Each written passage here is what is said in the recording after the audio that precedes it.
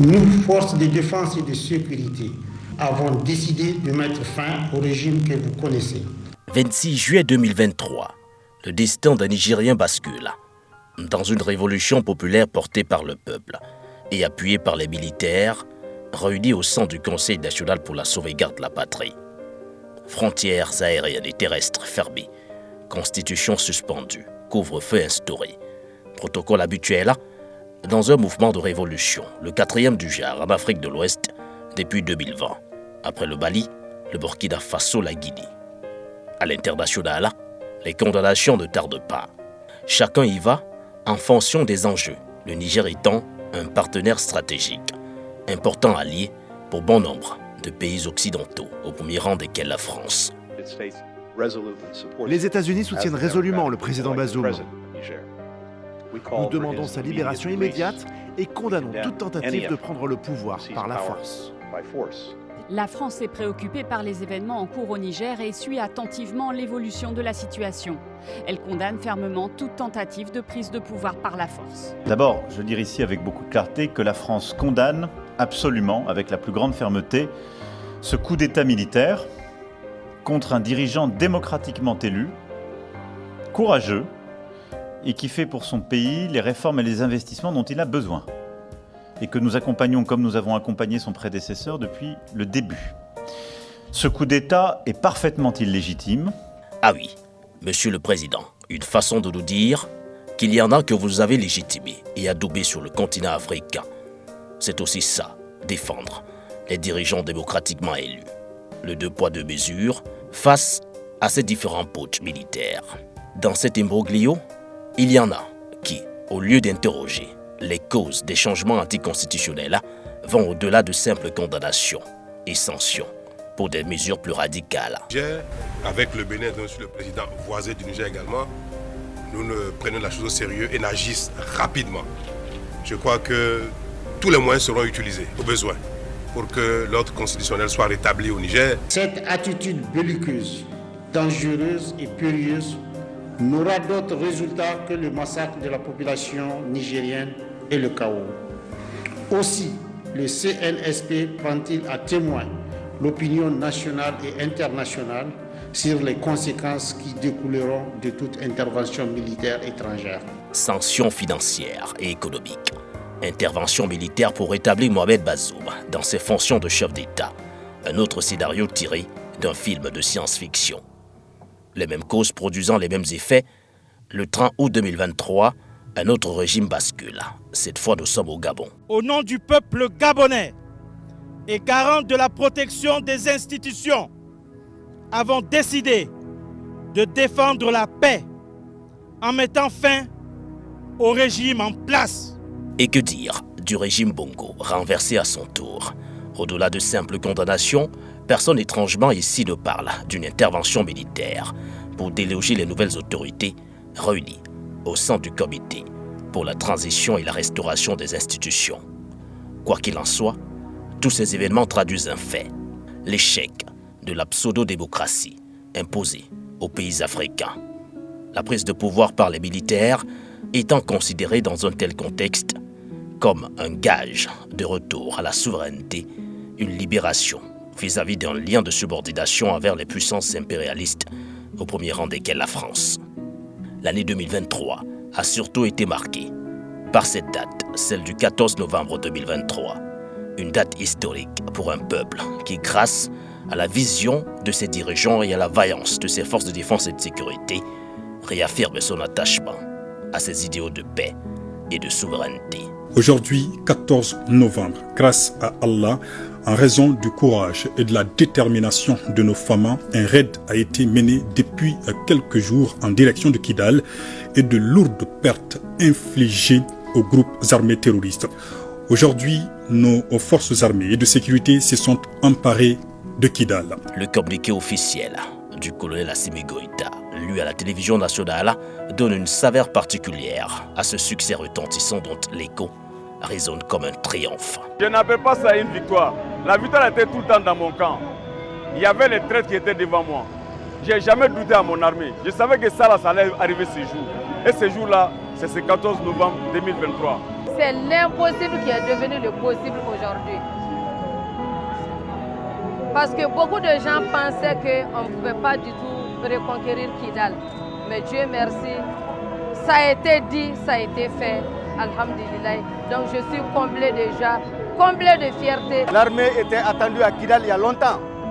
Aujourd'hui, ça s'est réalisé. Et je vous assure, ces soldats qui ont vaincu aujourd'hui ont pris toutes les dispositions pour que à jamais Kidal ne soit récupéré par qui que ce soit. Pas la victoire d'un camp sur un autre, puisque le Mali nous appartient tous. Le Mali est un et indivisible. C'est vrai que Kidal était une préoccupation. Kidal était insoumise. Et grâce à la bravoure de nos forces armées de sécurité, Kidal est aujourd'hui sous contrôle. Il faut rendre un vibrant hommage à notre armée nationale. Il faut reconnaître effectivement la démarche courageuse des autorités de la transition pour y arriver. Impossible, devenu possible. Ce qui semblait encore hier hors de portée du gouvernement malien l'est aujourd'hui. Et de quelle façon la bataille annoncée à Kidal n'a finalement pas eu lieu, les terroristes ayant pris la poudre d'escampette face à la puissance des forces armées maliennes. Au Burkina Faso voisin, le triomphe de l'armée malienne est aussi célébré. Sur le réseau social X, ancien Twitter, le capitaine Ibrahim Traoré n'a pas manqué d'exprimer son admiration et son soutien avec son homologue malien, le colonel Assimi Goïta. Une preuve supplémentaire que cette victoire d'étape consolide les convictions sur le combat pour la libération des peuples africains. Une position similaire à celle du gouvernement burkinabé qui salue cette reprise de la ville de Kidal et rend un vibrant hommage aux hommes et aux femmes qui se sont engagés corps et âme pour rendre cette victoire possible. Le Niger y va également de sa touche personnelle à l'image de toutes les communications depuis le coup de révolution du 26 juillet 2023.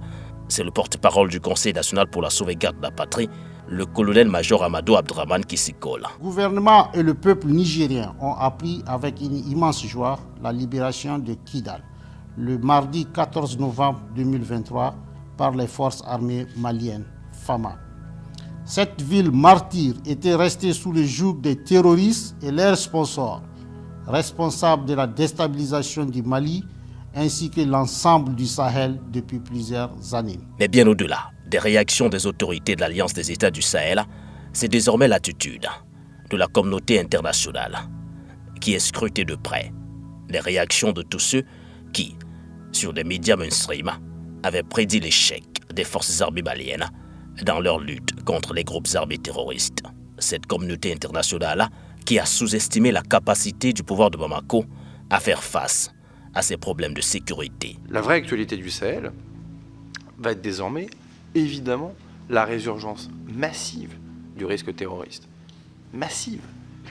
Quand je dis massive, c'est potentiellement se retrouver dans une situation dans laquelle il pourrait y avoir une partition du Mali dans les semaines, dans les mois qui viennent. Donc nous remettre dans une situation qui serait celle au fond avant que le président Hollande ne prenne la décision de lancer Serval puis Barkhane. C'est une réalité qu'il faut regarder. C'est pas la faute de la France, contrairement à ce que certains racontent. Je crois que, moi je l'ai dit de nombreuses reprises, j'ai eu l'occasion d'en reparler avec le président Hollande il n'y a pas très longtemps.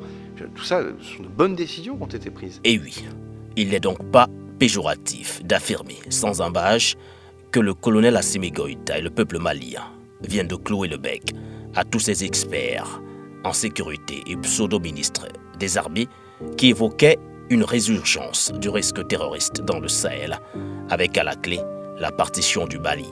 Aussi, la reprise de Kidal doit surtout parler aux Africains, car en l'espace d'un mois, tout le nord du Mali est tombé sous le contrôle d'une décision politique partie de Bamako, Adéfis, Aguelog pour Kidal, un territoire où Serval, Barkhane, Takuba, G5 Sahel et MINUSMA, tous désintéressés par la lutte contre le terrorisme, ont passé 10 longues années à siphonner les ressources naturelles de cette localité hautement stratégique. La réalité, c'est que les Maliens ont fait le choix de préférer Wagner, pas les Maliens, non, pas les Maliens, la junte malienne, pardonnez-moi, parce que les Maliens sont les premières victimes de ce qui se passe. La junte malienne a fait le choix de préserver son pouvoir et ses avantages en ayant recours à Wagner plutôt qu'à l'armée française. La victoire des forces armées maliennes dans ce contexte géopolitique et surtout géostratégique doit aussi être interprétée comme une réponse, une onde de choc à tous les sceptiques qui pensent que leur sécurité doit être sous-traitée avec des puissances étrangères. Il s'agit surtout d'un pas de plus vers une autonomie sécuritaire plus affirmée, non seulement pour le Mali et les pays ayant ratissé la charte du Liptako-Gourma, mais aussi pour tous les autres États africains. Une autonomie sécuritaire qui passe surtout par une alliance, celle des États du Sahel paraphée le 16 septembre 2023 à Bamako, entre le Mali, le Burkina Faso et le Niger. Dans le fond, l'alliance qui fait trembler le bloc occidental et ses valets locaux sur le continent africain est une réponse commune aux défis sécuritaires. Un bloc contre toute agression extérieure. En clair, désormais toute atteinte à la souveraineté et à l'intégrité du territoire d'une ou plusieurs parties contractantes sera considérée comme une agression contre les autres parties et engagera un devoir d'assistance et de secours de toutes les parties de manière individuelle ou collective, y compris l'emploi de la force armée pour établir et assurer la sécurité au sein de l'espace couvert par l'Alliance, prévoit notamment l'article 6 de la charte du Liptako-Gourma. Aussi, les objectifs proclamés de l'Alliance des États du Sahel vont au-delà de la sécurité. Les 3 pays signataires ont exprimé leur volonté de promouvoir l'indépendance, la dignité et l'émancipation économique. Cette position soulève des questions sur la création éventuelle de nouvelles institutions, notamment monétaires, susceptibles d'influencer les réformes au sein de l'Union économique et monétaire ouest-africaine qui regroupe 8 pays partageant la monnaie commune qu'est le franc CFA. Et comment parler de cette année 2023 sans toutefois évoquer, à côté du conflit israélo-palestinien, la contre-offensive manquée de Kiev face à la puissance militaire de Moscou.